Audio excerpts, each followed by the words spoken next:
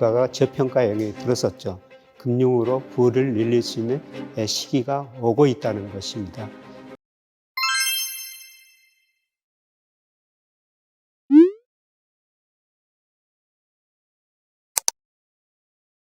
안녕하세요. 경제스쿨 시청자 여러분, 김양익입니다. 연초 주가가 상당히 좋게 출발하고 있습니다. 가그를 보면은 연초 5일장 주가가 좋았으면 그해 연말 주가도 좋았었습니다. 제가 작년 하반기부터 올 상반기는 실물 경제 지표는 상당히 어려울 것이다. 그럼에도 불구하고 주가는 선행하니까 현재를 나타내는 경제 지표보다는 실물 지표를 보자. 특히 선행 지표를 보자. 이런 말씀을 드렸습니다만은 올 상반기에 현재를 나타내는 경제 지표는 계속 안 좋을 겁니다. 그러나 미래를 나타내는 지표들은 아마 좋아질 가능성이 높기 때문에요. 미래를 나타내는 지표에 우리가 관심을 가지셔야 될 것 같습니다. 제가 경제 지표 하면은 참 여러분이 어렵게 생각하실 수가 있어요. 정말 많은 경제 지표가 있죠. 통계청에서 발표하는 산업은행, 한국은행, GDP, 그 다음에 수출입은행에서 수출입 통계, 다양한 경제 지표들이 있는데요. 그래서 경제 지표 하면 지레 겁을 먹을 수도 있는데요. 그런데 우리 주가를 나타내는 경제 지표들 그렇게 많지는 않습니다. 우리가 몇 개만 알면 주가 방향도 짐작해 볼 수가 있는 것이죠. 그래서 제가 얼마 전에 장단기 금리 차가지고 선행지수를 예측하고 장단기 금리 차가지고 주가를 예측하는 방법을 한번 말씀드린 적이 있었습니다. 장단기 금리 차가 축소되면 앞으로 경기가 나빠지고 주식시장이 별로 안 좋다는 겁니다. 그런데 장단기 금리 차 확대되면 앞으로 선행지수 좋고 주가도 올라갈 수 있다. 그래서 정말 많은 경제 지표가 있는데 장단기 금리 차 하나만 보더라도 미래의 경제, 미래의 주가 방향을 가늠해 볼 수가 있다는 것입니다. 제가 장단기 금리차를 그려가지고요, 가끔 월별로 여러분한테 설명을 드립니다만은, 그러면서도 제가 여러분한테 말씀드리는 거는 스스로 장단기 금리 데이터를 한번 받아봐가지고 그려보시는 게 더 좋을 것 같다. 이런 말씀을 드렸습니다. 제가 월별로 데이터를 계속 말씀드리고 추이를 그려서 보여줄 텐데요. 여러분 스스로 장단기 금리차는 어디서나 얻을 수가 있거든요. 한국은행 들어가면은 과거부터 데이터가 쭉 있고 그 다음에 매일매일 여러분이 거래하시는 증권사 사이트 가면은 각종 금리가 있습니다.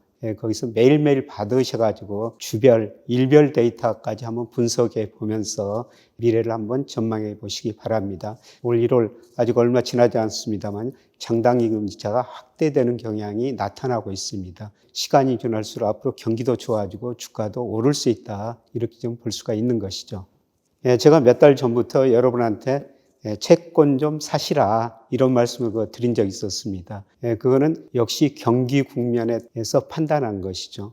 채권 시장도 역시 경기에 선행하여 현재 경기를 나타내는 지표는 정점을 치고 나빠질 것이기 때문에 앞으로 경제 성장률이 떨어지고 그다음에 물가 상승률이 낮아질 것이기 때문에 금리가 떨어지고 거꾸로 채권 가격은 올라갈 수 있습니다.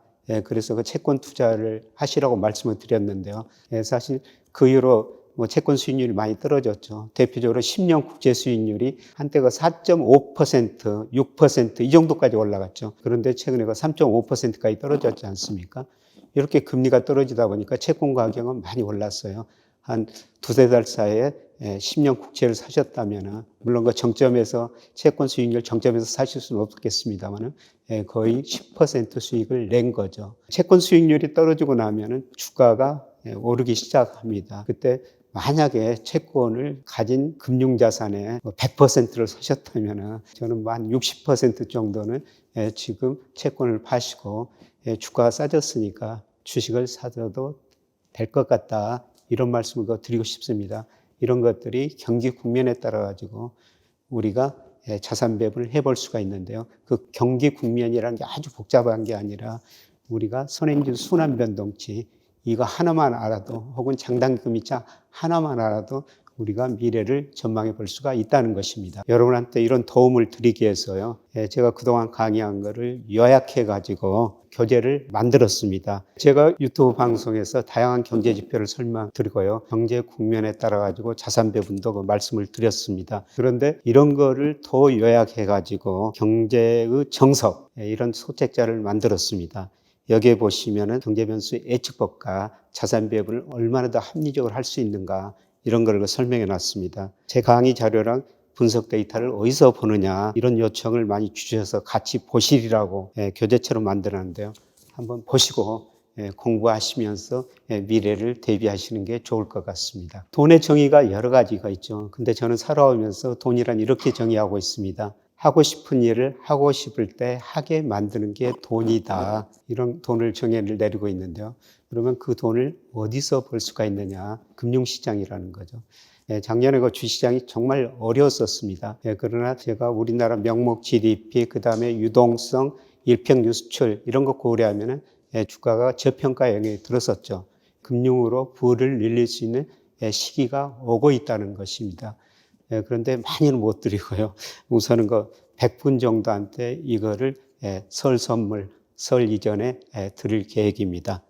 구정을 설날을 맞이하여 저의 작은 선물이라고 생각하시고요. 우리 시청자 여러분들 모두 다시는 오지 않을 위기 속에 기회를 찾아가시면서 설날 많고 그 이후를 대비하시는 게 좋을 것 같습니다.